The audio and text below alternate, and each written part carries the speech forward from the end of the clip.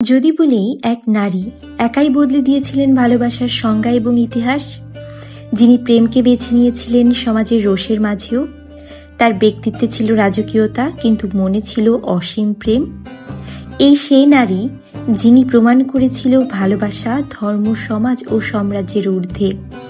ভালোবেসে ভালোবাসার মানুষটির জন্য তিনি সমস্ত বাধা উপেক্ষা করেছিলেন।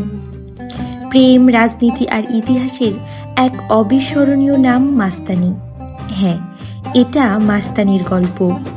তিনি শুধু এক রাজকন্যা নন, তিনি ছিলেন এক বীরাঙ্গনা, নৃত্যশিল্পী এবং এক প্রেমিকা, যার ভালোবাসা সময়ের দেওয়াল ভেদ করে আজও বেঁচে আছে। আসসালামু আলাইকুম, আমি ফারজানা।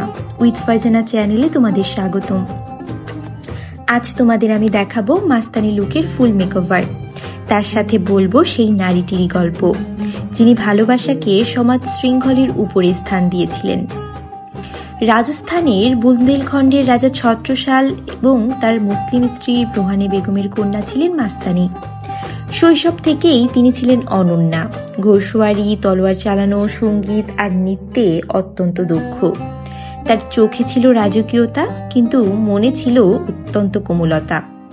সেই সময়ে ভারতের রাজনীতিতে একটা নাম জলজল করছিল, বাজিরাও পেশওয়া, মারাঠা সাম্রাজ্যের সর্বাধিনায়ক। যখন রাজা ছত্রসাল মুঘলদের আক্রমণে বিপদে পড়েন, সাহায্যের হাত বাড়িয়ে দেন বাজিরাও। যুদ্ধে জেতার পর রাজা তার কৃতজ্ঞতা প্রকাশে বাজিরাওকে দেন বিপুল সম্পদ, আর সেই সঙ্গে দেন তার কন্যা মাস্তানিকেও, যিনি তখনই বাজিরাওয়ের বীরত্ব এবং মানবিকতায় মুগ্ধ হয়ে পড়েছিলেন। বলা হয় বাজিরাও মাস্তানির সৌন্দর্য, বুদ্ধিমত্তা আর নৃত্যে মোহিত হয়ে গিয়েছিলেন। দুজনের প্রেম ধীরে ধীরে রাজনীতি আর ধর্মের গণ্ডি ছাপিয়ে গিয়েছিল। বহু ঐতিহাসিক দলিল বলছে বাজিরাও মাস্তানিকে নিজের দ্বিতীয় স্ত্রী হিসেবে আসলে গ্রহণ করেছিলেন এবং তাদের বিয়ে প্রথমে হয় ইসলামিক রীতিতে, পরে হয় হিন্দু রীতিতে। বাজিরাওয়ের জীবনে মাস্তানি শুধু প্রেয়সী নন, ছিলেন অনুপ্রেরণার আর এক নাম। তিনি বাজিরাওয়ের সাথে রাজসভায় যেতেন, রাজনৈতিক আলোচনায় অংশ নিতেন, এমনকি যুদ্ধক্ষেত্রেও পাশে থাকতেন। কিন্তু এই ভালোবাসা সমাজ সহজে গ্রহণ করতে পারেনি ঠিক সেই সময়, কারণ বাজিরাও ছিলেন ব্রাহ্মণ এবং মাস্তানি ছিলেন মুসলিম মায়ের কন্যা। বাজিরাওয়ের পরিবারও বাজিরাওকে ত্যাগ করেছিল শুধুমাত্র মাস্তানির কারণে। এমনকি মাস্তানিকে পুনেতে আলাদা রাজমহলেও থাকতে হতো, যেটি আজও মাস্তানি মহল নামেই পরিচিত। অন্যদের কাছে তাদের প্রেম ছিল পুরোপুরি নিষিদ্ধ, তবে ধর্মের গণ্ডি, সমাজের তির্যক দৃষ্টি কিছুই তাদের আলাদা করতে পারেনি শেষ পর্যন্ত। কিন্তু এই অসম প্রেমের পরিণতি ছিল অত্যন্ত করুণ, কারণ যখন বাজিরাও মারা যায় তখন মাস্তানিও গভীর শোকে ভেঙে পড়েন। কেউ বলেন তিনি আত্মহত্যা করেছিলেন, আবার কেউ বলেন শোকে অনাহারে তিনি মারা যান। এই বিষয়ে ইতিহাসে অনেকেরই দ্বিমত রয়েছে, তবে একটা বিষয়ে সকলেই একমত প্রকাশ করেছিল, মাস্তানি এবং বাজিরাওয়ের অমর প্রেমের কাহিনী নিয়ে।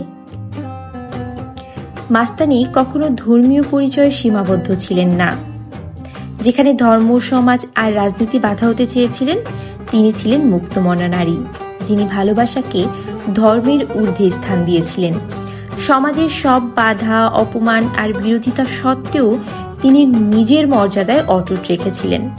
তার পোশাকে, তার চাহনিতে, এমনকি তার নীরবতাও ছিল এক আত্মসম্মানের ছায়া।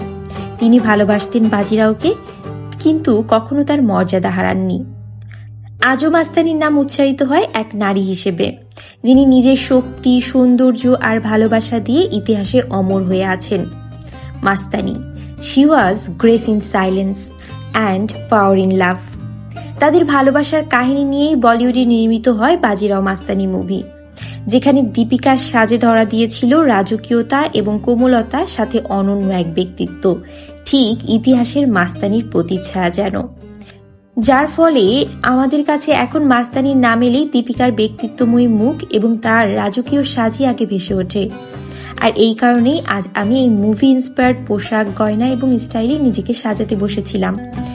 এই তো ছিল আমার মাস্তানি ইন্সপায়ার্ড একটা ফুল মেকওভার, যেখানে ইতিহাসের মাস্তানিকে সিনেমার গ্ল্যামারাস ব্যক্তিত্বময়ী মাস্তানির প্রতিচ্ছবি অনুযায়ী আমি ফুটিয়ে তোলার চেষ্টা করেছি। কেমন লেগেছে তোমাদের এই সাজটা একদম জানাতে ভুলবে না। যদি ভালো লাগে লাইক, শেয়ার আর সাবস্ক্রাইব করো। আবার দেখা হবে নতুন কোনো গল্পে, নতুন কোনো সাজে। আল্লাহ হাফেজ।